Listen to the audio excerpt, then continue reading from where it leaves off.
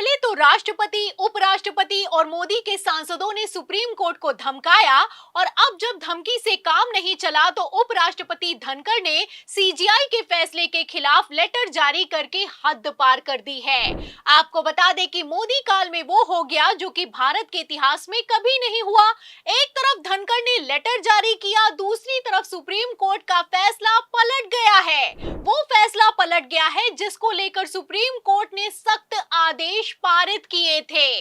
तो क्या है वो फैसला जिसके पलटने से हड़कंप मच गया है, आपको बताएंगे।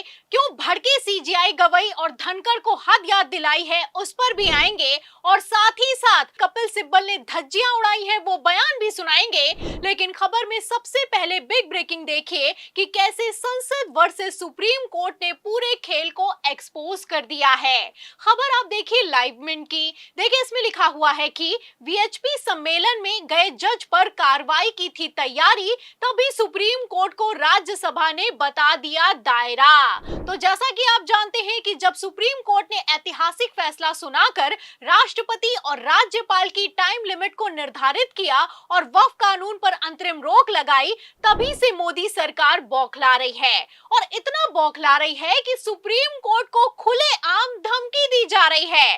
पहले तो धनखड़ ने कहा कि संसद सुप्रीम है और अब संसद को सुप्रीम साबित करने के लिए उपराष्ट्रपति ने सारी की सारी हदें ही पार कर दी हैं। आपको बता दें कि मोदी काल के इतिहास में ऐसा पहली बार हो रहा है कि सुप्रीम कोर्ट के फैसले को राज्यसभा ने लेटर जारी करके पलटवा दिया है। और सिर्फ पलटा नहीं है बल्कि एक तरीके से मैं यहाँ पर आपको बता दूं कि राज्यसभा की तरफ से सुप्रीम कोर्ट को धमकी दी गई है कि हद में रहो वरना ठीक नहीं होगा। देखिए खबर का मेन पॉइंट मैं आपको पढ़कर भी सुना देती हूँ। इसमें लिखा हुआ है कि supreme court justice Shekhar Yadav के खिलाफ जांच शुरू करने वाली थी, लेकिन तभी राज्यसभा सचिवालय ने पत्र भेजकर बता दिया कि मामला सिर्फ संसद और राष्ट्रपति के दायरे में आता है। खेल समझिए, एक तरफ राष्ट्रपति मुर्मू सुप्रीम कोर्ट के फैसले के खिलाफ 14 सवाल दागती हैं, पूछती हैं कि क्या सुप्रीम कोर्ट को राष्ट्रपति की टाइम लिमिट निर्धारित करने का हक है। वहीं दूसरी तरफ उपराष्ट्रपति धनखड़ ने तो सारी मर्यादा ही पार कर दी है। यहाँ कोई धनखड़ की तरफ से सवाल नहीं किया गया है, बल्कि राज्यसभा सचिवालय से लेटर जारी करके सुप्रीम कोर्ट को उसकी हद याद दिलाई गई है। अब ऐसा तो है नहीं कि सुप्रीम कोर्ट को अपनी हद का ख्याल नहीं है। सुप्रीम कोर्ट ये अच्छे से जानता है कि वो किसी जस्टिस को हटा नहीं सकता है, उसके पद से मुक्त नहीं कर सकता है, ये काम संसद का है। इसीलिए पूर्व सीजीआई खन्ना ने जस्टिस वर्मा कैश कांड में भी कैश कांड का भांडाफोड़ तो किया, लेकिन जब जस्टिस वर्मा ने इस्तीफा देने से इनकार कर दिया तो पीएम मोदी और राष्ट्रपति को पत्र लिखकर महाभियोग चलाने का प्रस्ताव रखा गया। ठीक इसी तरह से जस्टिस शेखर यादव के केस में हुआ। जब शेखर यादव ने विश्व हिंदू परिषद के कार्यक्रम में मुसलमानों को कठमुल्ला कहा तो सुप्रीम कोर्ट इस बयान को लेकर जबरदस्त भड़का। शेखर यादव को पहले तो संजीव खन्ना ने दिल्ली तलब किया, हड़काया, माफी मांगने को मजबूर किया, फिर इन हाउस जांच बिठाई गई। इन हाउस जांच के आदेश पारित कर दिए गए। अभी तो जांच शुरू भी नहीं हुई थी कि उसके पहले ही धनखड़ ने सुप्रीम कोर्ट को लेटर जारी करके हद याद दिला दी है और जांच को बंद करवा दिया है। राज्यसभा सचिवालय की तरफ से जारी किए गए लेटर में लिखा हुआ है कि जस्टिस को हटाने का अधिकार सुप्रीम कोर्ट को नहीं है। चलिए माना कि हटाने का अधिकार नहीं है, लेकिन क्या इन हाउस जांच करवाने का भी अधिकार नहीं है? और क्या एक नफरती जज को बचाने के लिए पूरा सिस्टम काम कर रहा है? सवाल खड़ा होता है।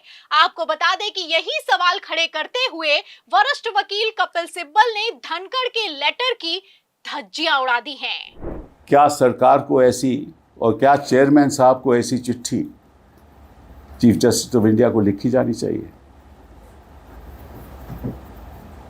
जो इन हाउस प्रोसीजर है वो सुप्रीम कोर्ट का अपना प्रोसीजर है, उसका इम्पीचमेंट मोशन से कोई ताल्लुक नहीं। अभी तो इम्पीचमेंट मोशन एडमिट भी नहीं हुआ, तो जब इम्पीचमेंट मोशन एडमिट ही नहीं हुआ तो उसका क्या ताल्लुक है इन हाउस प्रोसीजर के साथ? और अगर एडमिट हो भी जाता तो फिर भी उसका क्या ताल्लुक है? तो सुना आपने कि किस तरीके से वरिष्ठ वकील कपिल सिब्बल ने मोदी सरकार को उसकी हद याद दिलाई है। कपिल सिब्बल का साफ साफ कहना है कि सीजीआई गवई को इस तरह तरह का लेटर लिखने का अधिकार ना ही मोदी सरकार को है और ना ही राज्यसभा के सभापति को है। सिब्बल कहते हैं कि इम्पीचमेंट यानी कि महाभियोग के प्रोसेस का इन हाउस की जांच से कोई लेना देना ही नहीं है। ये सिर्फ एक जांच है, किसी तरह का कोई एक्शन नहीं लिया जा रहा है। और जब एक्शन नहीं हुआ है तो इस तरह का लेटर जारी करके सुप्रीम कोर्ट को हद याद दिलाने का मतलब क्या बनता है? खेल समझिए, अगर कठमुल्ला कहने वाले जस्टिस पर राज्यसभा को महाभियोग चलाना होता या फिर कि उसके पद से हटाना होता तो तभी धनखड़ ने एक्शन ले लिया होता जब कपिल सिब्बल समेत 55 सांसदों ने जस्टिस शेखर यादव के खिलाफ महाभियोग का नोटिस दायर किया था।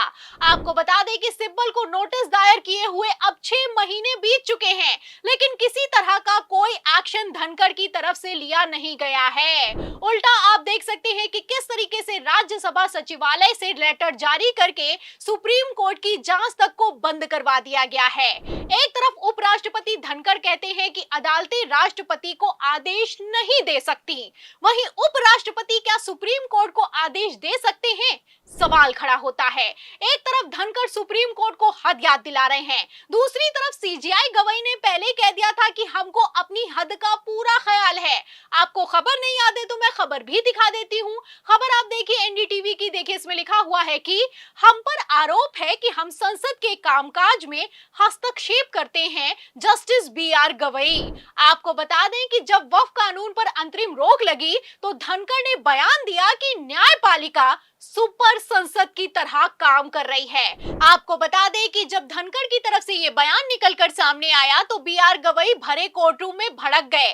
तब तो चीफ जस्टिस ऑफ इंडिया पद की शपथ भी नहीं ली थी, लेकिन फिर भी संजीव खन्ना को फुल सपोर्ट करते हुए मोदी सरकार पर कटाक्ष किया कि ऐसा बिल्कुल भी नहीं है कि हम संसद के काम में हस्तक्षेप करते हैं और हमें अपनी हद का पूरा ख्याल है। फिलहाल अब मैं आपको बता दूं कि जिस तरीके से आरोप प्रत्यारोप लगाए गए, अब बात हाथ से आगे निकल चुकी है। पहले तो सुप्रीम कोर्ट को धमकाया जा रहा था और अब राज्यसभा सचिवालय से लेटर जारी करके फैसले को पलटवाया जा रहा है। ये बेहद खतरनाक स्थिति है। मतलब एक नफरती जज जो कि मुसलमानों के खिलाफ घटिया बयान देता है, उसको बचाने के लिए पूरा सिस्टम हद से ज्यादा एक्टिवेटेड हो चुका है। अब ये हालात हैं तो वक्फ कानून 2025 को बचाने के लिए किस हद तक जाएगी ये मोदी सरकार?